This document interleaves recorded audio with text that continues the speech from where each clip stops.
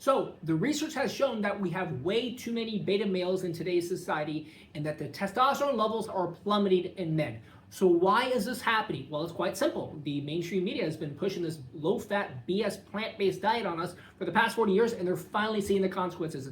As you know, dietary fat and cholesterol are essential to human life. Protein is essential, fat is essential, carbohydrates are not essential. Correct, we do not need carbohydrates. So what's up with all these beta males with TDS nowadays?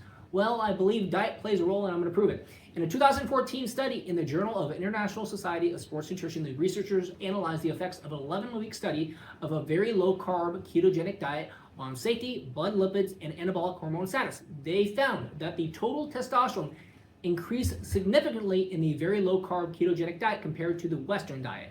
They also concluded that the very low-carb ketogenic diet is safe, and in addition, this diet strategy improves testosterone values while simultaneously increasing insulin sensitivity. Lastly, even though the total cholesterol levels increased in the very low-carb ketogenic diet group, it was mainly the HDL which drove this response, which is the good cholesterol. And they also concluded that the athletes looking to optimize their hormonal levels while employing a safe dieting strategy can use a very low-carb ketogenic diet. In another study in the Journal of Biochemical Molecular Biology, the researchers had 206 participants to test their low-fat diets versus the high-fat diets on men's sex hormones. The researchers concluded that low-fat diets appear to decrease testosterone levels in men. So let's look at the typical carnivore doctor, the great Dr. Baker, versus the typical vegan doctor, Dr. Michael McGregor. And I think if you look up beta male in Wikipedia, you're probably going to see Dr. Michael McGregor having his photo on that page. So what else do we have to worry about when it comes to hormones besides diet? Let's take a look at the risk of gender-affirming hormonal therapy, which is being pushed on many states. What is gender-affirming hormonal therapy? Gender-affirming hormonal therapy, which is constantly in legislation, involves taking hormones like estrogen or testosterone to align a person's physical characteristics with the opposite gender. That is correct. This is where females are taking more testosterone to make themselves more of a male, and males are taking more estrogen to make themselves more like a females, hence the term beta males, right? So let's talk about the risks. What are the risks? The common risks include cardiovascular issues such as blood clots and high blood pressure, as well as liver inflammation, gallstones, and impacts on bone health such as osteoporosis.